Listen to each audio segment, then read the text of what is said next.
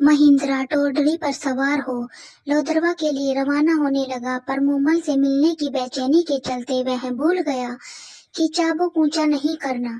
और चाबुक ऊंचा करते ही टोरडी ने एड़ लगाई और सरपट भागने लगी। अंधेरी रात में महिंद्रा को रास्ता भी नहीं पता चला कि वह कहाँ पहुंच गया। थोड़ी देर में महिंद्रा को एक झोपड़े में दिया जलता नजर आया।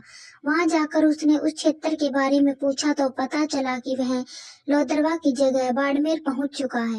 रास्ता पूछ जब महिंद्रा लोदरवा पहुंचा तब तक रात का तीसरा पहर बीत चुका था। मूमल उसका इंतजार कर सो चुकी थी। उसकी मेड़ी में दिया जल रहा था। उस दिन मूमल की बहन सुमल भी मेड़ी में आई थी। दोनों की बातें करते करते आंख लग गई थी। सहेलियों के साथ दोनों बहनों ने देर रात तक खेल खेले थे।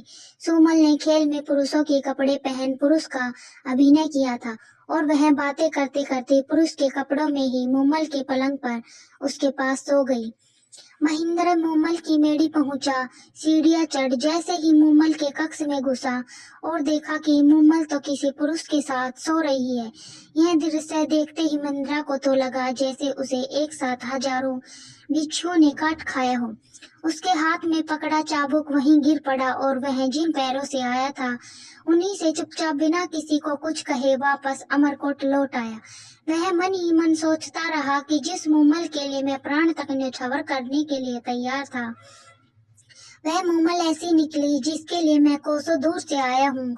वह पुरुष के साथ सोई मिलेगी। धिक्कार है ऐसी औरत पर। सुबह आंख खुलते ही मूमल की नजर जैसे महिंद्रा के हाथ से छूटे चाबुक पर पड़ी। वह समझ गई कि महिंद्रा आया था, पर शायद किसी बात से नाराज होकर चला गया। उसके दिमाग में कई कल्पनाएं आती रही। कई दिनों तक तो मूमल महिंद्रा का इंतजार करती रही कि वो आएगा।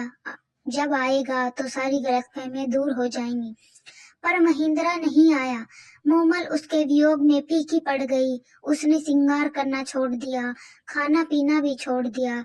उसकी कंचन जैसी काया काली पड़ने लगी। उसने महिंद्रा को कई चिट्ठियां लिखी, पर महिंद्रा की पत्नियों ने वह चिट्ठी महिंद्रा तक पहुंचने ही नहीं दी। आखिर मूमल ने एक डोली गायक को बुला महिंद्रा के पास भेजा, पर उसे भी महिंद्रा से नहीं मिलने दिया गया। पर वह किसी तरह महिंद्रा के महल के पास पहुंचने में कामयाब हो गया और रात पड़ते ही उस डोली ने मांड राग में गाना शुरू किया। तुम्हारे बिना सोडा राण यह धरती धुंधली, तेरी मूमल रानी है उदास। मूमल के बुलावे पर असल प्रियतम महिंद्रा अब तो घर आव। डोली के दार गई। मांड सुनकर भी महिंद्रा का दिल नहीं पसीजा और उसने डोली को कहला भेजा कि मूमल से कह देना, न तो मैं रूप का लोभी हूँ और न ही वासना का कीड़ा। मैंने अपनी आंखों से उस रात उसका चरित्र देख लिया। जिसके साथ उसकी घनिष्ठता है उसी के साथ रहे। मेरा अब उससे कोई संबंध नहीं। डोली दारा सारी बात सुनकर मूमल के पैरों तले की जमीन ही खिसक गई। अब उसे समझ आया कि महिंद्रा क्यों नहीं आया। मूमल ने तो सपने में भी नहीं सोचा था कि उसे ऐसा कलंक लगेगा। उसने तुरंत अमरकोट जाने के लिए रथ तैयार करवाया, ताकि अमरकोट जाकर महिंद्रा से मिल उसका वहम दूर किया जा सके कि वह कलंकनी नहीं है। उसके सिवाय उसका कोई नहीं। अमरकोट में मूमल के आने व मिलने का आग्रह पाकर महिंद्रा ने सोचा, शायद मूमल पवित्र है। लगता है मुझे ही कोई गलतफहमी हो गई। और उसने मूमल को संदेश भिजवाया कि वह उससे सुबह मिलने आएगा। मूमल को इस संदेश से आशा बंधी। रात को महिंद्रा ने सोचा कि देखे मूमल मुझसे कितना प्यार करती है। सो सुबह उसने अपने नौकर के सिखाकर मूमल के डेरे पर भेजा। नौकर रोता पीटता मूमल के डेरे पर पहुंचा और कहने लगा, महिंद्रा जी को रात में काले नाग ने ढस लिया, जिससे उनकी मृत्यु हो गई।